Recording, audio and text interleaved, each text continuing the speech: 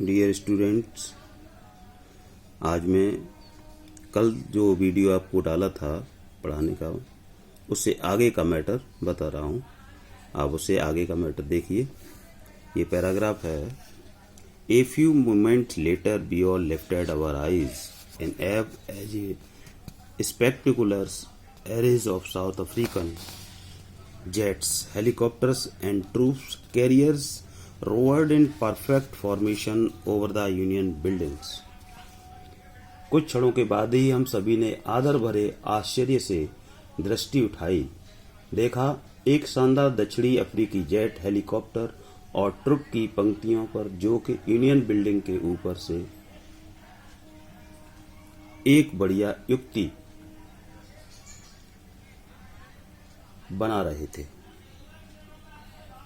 It was not only a display of fine point, precision and military force, but a demonstration of the military's loyalty to democracy, to a new government that had been freely and fairly elected.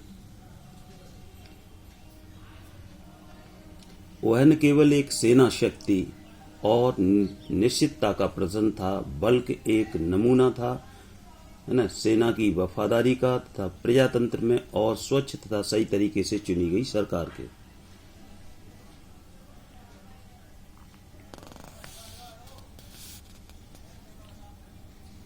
Only moments before the highest general of South African Defence Force and police, their chests badged with ribbons and medals from day gone by, saluted me and pledged their loyalty.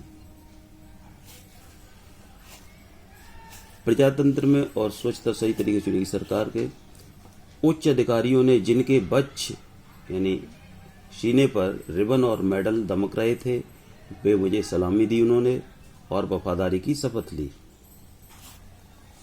I was not unmindful of the fact that not so many years before they would not have saluted.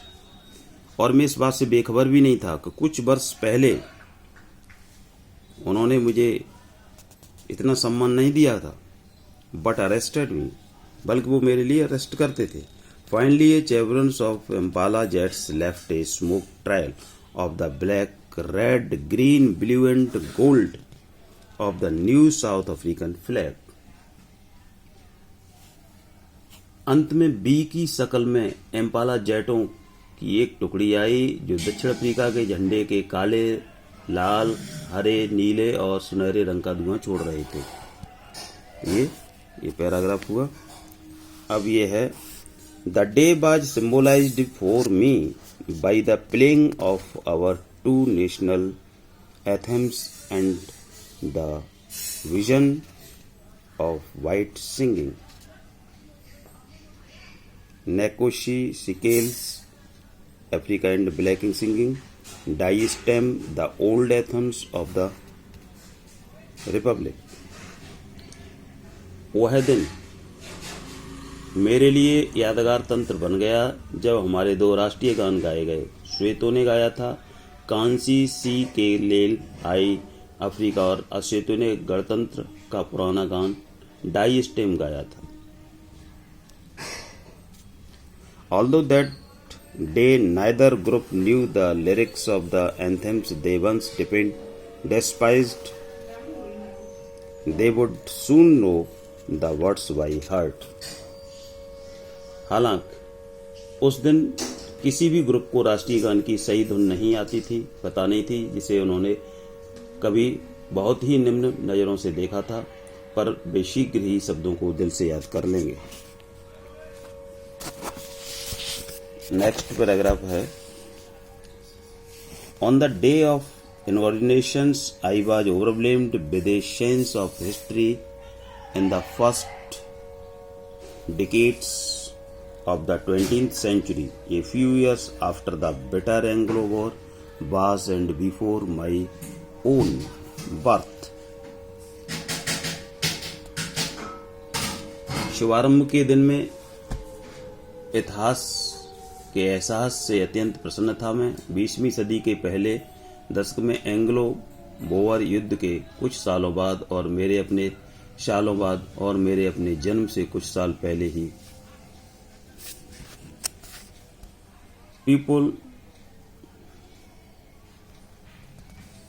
the white-skinned people of South Africa patched up their differences and erected a system of racial dominations against the dark-skinned peoples of their own land. मेरे अपने सालों बाद और मेरे अपने जन्म से कुछ साल पहले ही दक्षिण अफ्रीका के श्वेत लोगों ने अपनी आपसी झगड़े मिटाकर अपनी ही धरती के श्वेत चमड़ी वाले लोगों के खिलाफ अपने अंतर और रंग भेद की एक प्रणाली खड़ी कर दी थी। The structures they created formed the basis of one of the hardest, most immense societies the world has ever known.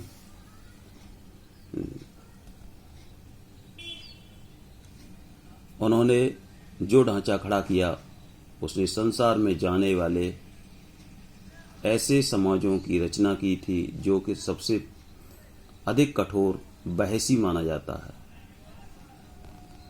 Now in the last decade of the 20th century and my own 8th decade as a man, that system had been overturned over forever and replaced by one that recognized the right and freedoms of all peoples regardless of the colors of their skin. 20वीं सदी के आखिरी दशक में और मेरे अपने 8वें दशक में वो प्रणाली हमेशा के लिए पलट गई और उसकी जगह एक ऐसे समाज ने ले ली है जो चमड़ी के रंग को ध्यान में न रखते हुए सभी लोगों के अधिकारों और स्वतंत्रता को पहचानता है।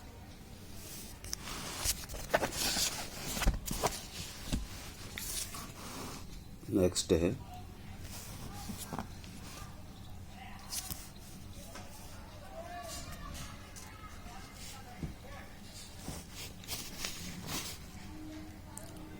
That day had come about through the unminglable sacrifices of thousands of my people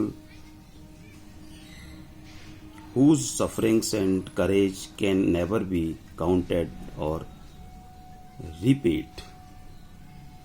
मेरे हजारों लोगों के अकल्पित बलिदानों के बाद वह दिन आया था वह लोग जिनकी हिम्मत और कष्टों को कभी भी गिना या चुकाया नहीं जा सकता। I felt that day as I have on so many other days that I was simply the sum of all those African patriots who had gone before me. मुझे उस दिन ऐसा लगा जैसे आगे भी बहुत सारे दिन लगे थे, मानो मैं उन सभी अफ्रीकी देशभक्तों का जो कि मेरे सामने शहीद हुए थे जोड़ दूं। That long and noble line ended and now began again with me. I was pained that I was not able to thank them and that they were not able to see what their sacrifice had brought. वह लंबी और पवित्र रेखा समाप्त हुई और अब मेरे साथ फिर से प्रारंभ हो गई है। मुझे दुख था कि मैं उन लोगों को धन्यवाद नहीं दे सका और कि वे लोग यह नहीं देख पाए कि उनके बलिदानों ने क्या प्राप्त किया है। तो ये यहीं तक आप पढ़ाएंगे आज, ठीक है। नेक्स्ट वीडियो में आगे का पढ़ाएंगे। Thank you.